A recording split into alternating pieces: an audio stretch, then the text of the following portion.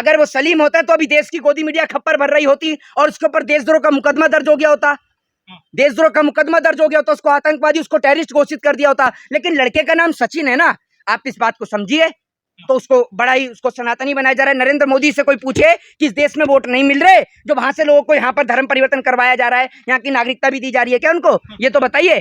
देश के television channel पर ना महंगाई दिखाई जा रही है, ना बेरोजगारी दिखाई जा रही है। बस 24 घंटे देश के टेलीविजन पर सीमा को दिखाया जा रहा है। एक बात आप मुझे बताइए, जब एक आम महिला भारत देश की सरहद और सीमा को लांघकर हमारे देश में आ सकती है, तो आप सोचिए कि हमारे देश की सरहद की सुरक्षा की जिम्मेदारी कौन लेगा? हमारे देश की आईबी क्या कर रही है? हमारे देश की इंटेलिजेंस क्या कर रही है? हमारे देश की तमाम एजेंसियां क्या कर रही हैं? तमाम जांच एजेंसियां हमारे देश की क्या कर रही हैं? आप इस सवाल का मुझे जवाब दीजिए। लेकिन सीमा लांघकर सीमा आ गई पाकिस्तान से, कहाँ गया ड्रोन? देखिए, मैं आपको एक बात बता दूं कि जिस तरीके से हमारे देश की गोदी मीडिया ने उसको इंटरनेशनल भाभी बना दिया है, राष्ट्रीय भाभी बना दिया है हमारे देश की। देश के टेलीविजन चैनल पर ना महंगाई दिखाई जा रही है, ना बेरोजगारी दिखाई जा रही है। बस 24 घंटे देश के टेलीविजन पर सीमा को दिखाया जा रहा है। एक बात आप मुझे बताइए, जब एक आम महिला भारत देश की सरहद और सीमा को लांघकर हमारे देश में आ सकती है, तो आप सोचिए कि हमारे देश की सरहद की सुरक्षा की जिम्मेदारी कौन लेगा? हमारे देश की आईबी क्या कर रही है? हमारे देश की इंटेलिजेंस क्या कर रही है? हमारे देश की तमाम एजेंसियां क्या कर रही हैं? तमाम जांच एजेंसियां हमारे देश की क्या कर रही हैं? आप इस सवाल का मुझे जवाब दीजिए।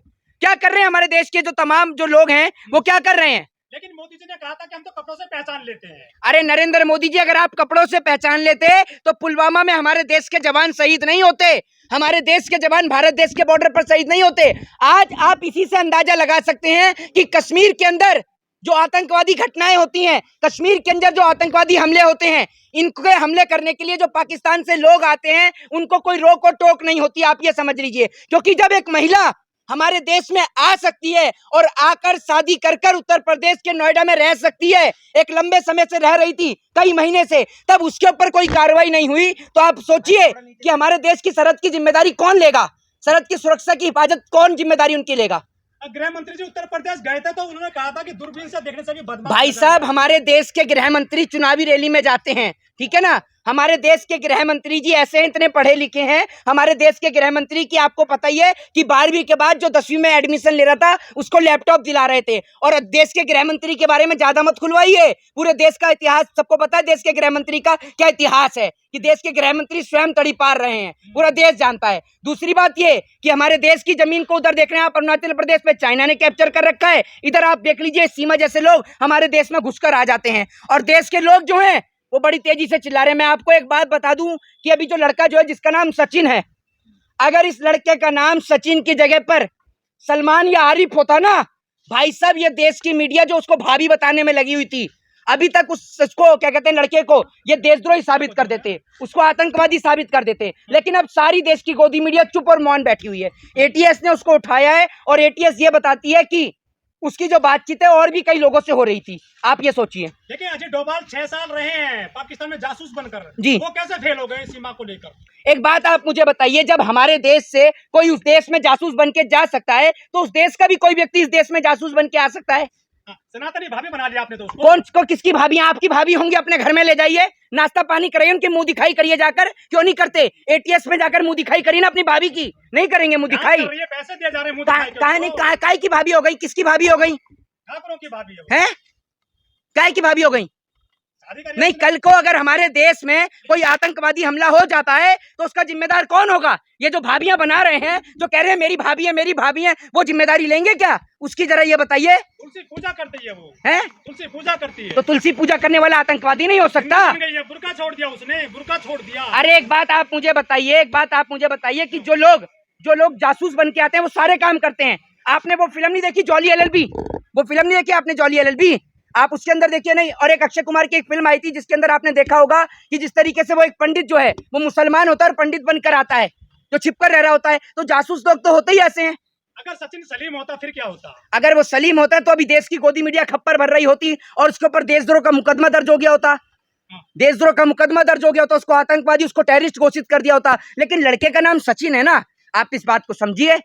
तो उसको बड़ा ही उसको सनातनी बनाया जा रहा है। नरेंद्र मोदी से कोई पूछे कि इस देश में वोट नहीं मिल रहे, जो वहां से लोगों को यहाँ पर धर्म परिवर्तन करवाया जा रहा है, यहाँ की नागरिकता भी दी जा रही है क्या उनको? ये तो बताइए। अच्छा, ज्योति मौर्य को बहुत इन्होंने ले लिया था अंटे पर मीडिया ने जी। तो इसको भाभी बताया जा रहा है इसको सीमा को। जी ज्योति मौर्य ने जो अपने पति को लेकर थोड़ा सा विरोध जताया था हाँ। तो उसका जो डिवोर्स की जो बात शुरू करी थी जी। तो काफी आलोचना की गई थी ज्योति मौर्य की। देखिए मैं आपको एक चीज बताता हूँ। इस देश में दो तरीके की चीजें हैं।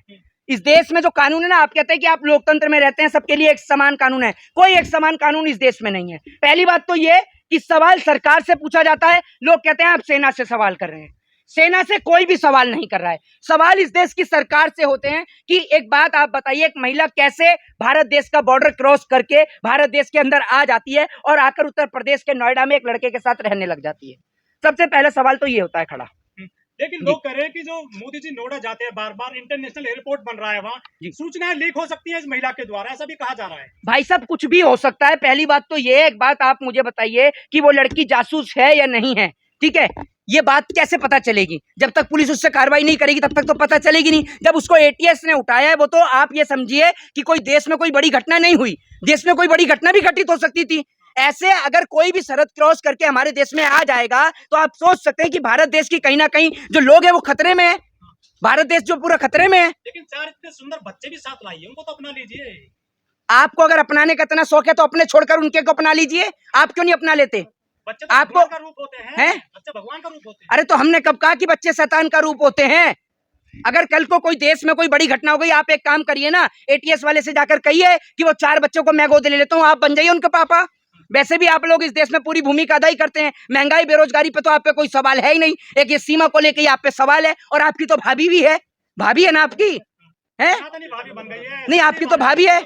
जब धीरेन्द्र शास्त्री कह रहे थे उनके आगे पीछे सब पर्चा जो है खोल देंगे, और उसके बाद फिर सीमा कहती है मैं धीरेन्द्र शास्त्री की भक्त, मुझे अच्छे लगते हैं। तो आपको लगता है कुछ साजिश है सीमा जी के पीछे? एक बात आप मुझे बताइए, आप धीरेन्द्र शास्त्री को मानती हैं क्या? नहीं, मैं तो नहीं मानती। है हाँ। नहीं मानती ना? बहुत अच्छी बात है। अगर आप मानती तो फिर मैं पूछता। एक बात आप मुझे बताइए, वो धीरेन्द्र शास्त्री जो कहता है 27 साल का लड़का ये बात को कहता है कि जो महिला जो है वो खाली प्लॉट है। एक बात आप मुझे बताइए, एक वो महिला भी होती है जिसके पति की डेथ हो जाती है और वो विधवा हो जाती है, तो इसका मतलब क्या वो खाली प्लॉट है? आपके या किसी के भी घर की बहन बेटी क्या खाली प्लॉट है? ये बताइए ना आप मुझे। ये जो बाबा जो ऊटपटांग बयान देते हैं, इससे पहले वो रामदेव, वो 2.25 आंख वाला काना रामदेव, वो बयान देता है, आपने सुना ही होगा। वो कह रहा था कि मुझे तो महिलाएं बिना कपड़ों के भी अच्छी लगती हैं।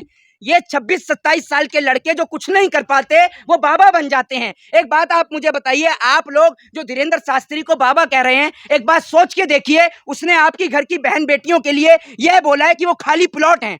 क्या आपके घर की बहन बेटियां खाली प्लॉट हैं? दीजिए ना आप इस सवाल का जवाब।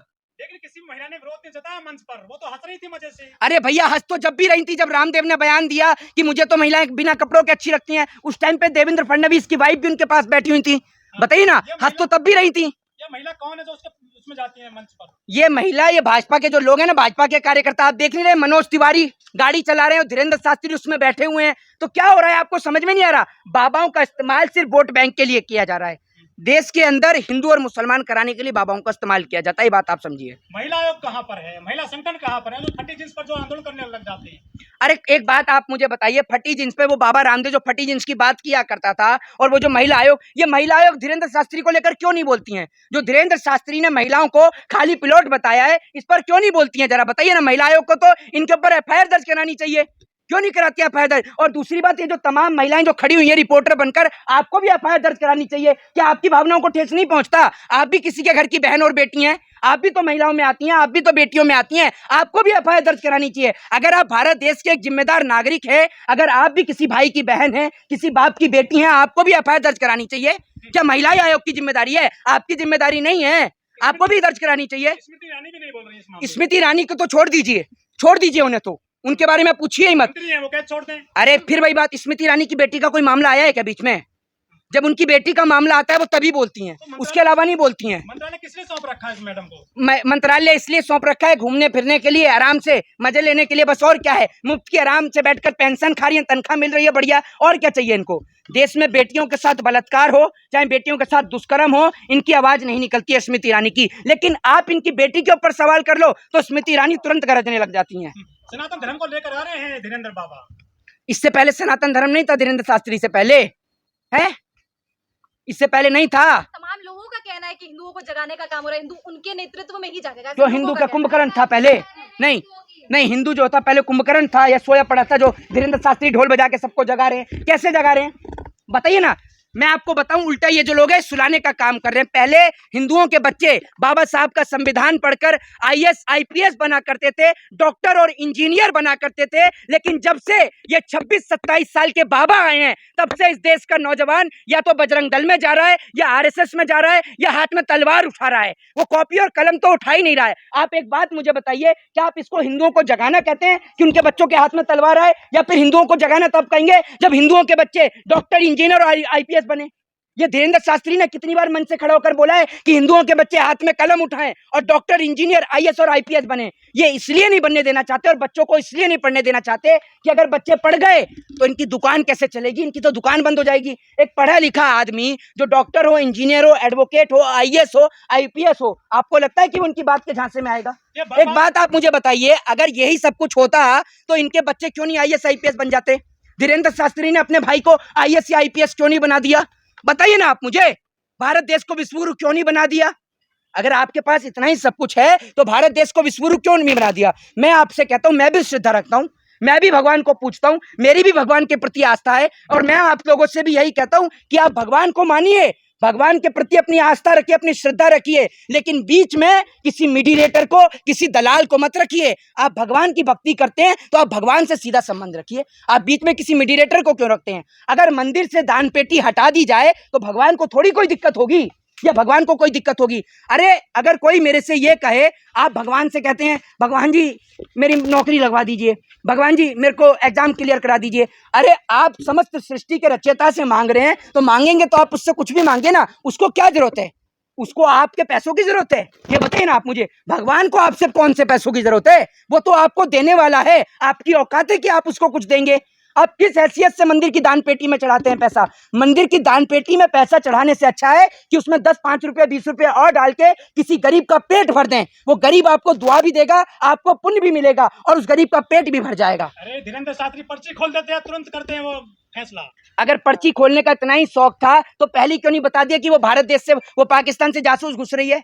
बताइए ना आप मुझे।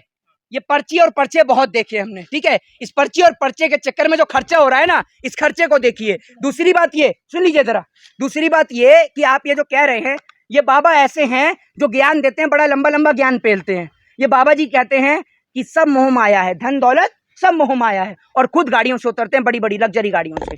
धीरेन्द्र शास्त्री पैदल क्यों नहीं चलते? और बाबा हैं तो सिक्योरिटी की क्या जरूरत? जरा ये बताइए ना, लग्जरी गाड़ी की क्या जरूरत? साधु महात्मा कौन होते हैं? महात्मा वो होते हैं जिनको मोह माया से कोई लगाव नहीं होता, उनको पैसे की कोई जरूरत ही नहीं है। आप ये देखिए तो लाखों करोड़ों रुपए, खरबों रुपया इनके पास है, ये तो वीवीआईपी खाना खाते हैं। धीरेन्द्र शास्त्री से कोई आम आदमी मिल सकता है क्या? जरा ये बताइए। धीरेन्द्र शास्त्री और प्रधानमंत्री में कोई अंतर नहीं है आज की डेट में। ना प्रधानमंत्री से आप मिल सकते हैं आसानी से, और ना धीरेन्द्र शास्त्री से। तो ये बाबा कहाँ से हुए? लेकिन जो ये बताइए सर, जो इसको इतना टेंट पेंट कहाँ से मिल रहा है? इतना लाख रुपए खर्चा होता है। टेंट पेंट वही दे रहे हैं इसको जो लोग गाड़ी ड्राइव कर रहे हैं, जो इसकी गाड़ी चला रहे हैं। वो भाजपा के नेता जो गाड़ी चला चला कर लेकर जा रहे हैं ना, वही दे रहे हैं खर्चा, और कौन दे रहा है? वरना बाबा जी से पूछे कि बाबा जी कौन सा बिजनेस करते हैं। ये बाबा जी जो समझते हैं कि धर्म के, हिंदू धर्म के लोगों को बरगला देंगे, भैया हम भी हिंदू हैं, हम भी भगवान को मानते हैं। इसका मतलब ये नहीं है कि हम आपकी बात में आ जाएंगे, आपके झांसे में आ जाएंगे। हमें ईश्वर की भक्ति के बीच में किसी की जरूरत ही नहीं है। और एक बात आप मुझे बताइए, साधु महात्मा बनने में आदमी के पूरे जीवन, पूरी जिंदगी बीत जाती है, तब कहीं जाके उसको ईश्वर के दर्शन होते हैं। जब भगवान, महाभारत के अनुसार, जब अर्जुन को भगवान श्री कृष्ण के दिव्य रूप वाले दर्शन करने थे तो उनको दिव्य दृष्टि प्रदान की गई थी। वो भी नंगी आंखों से भगवान के दर्शन नहीं कर पाए थे, तब उनको दिव्य दृष्टि प्रदान की गई थी। और आप ये सोचिए, ये हनुमान जी से भी बात कर रहे हैं, ये रावण से भी बात कर रहे हैं। भैया 26-27 साल की उम्र में, समझ रहे हैं आप, 26-27 साल की उम्र में कौन सी सिद्धि आ गई ऐसी इनके पास? सोचकर देखिए, अपने दिमाग पर जोर डालिए कि कैसे जनता को पागल बनाया जा रहा है। जय हिंद, जय भारत, वंदे मातरम।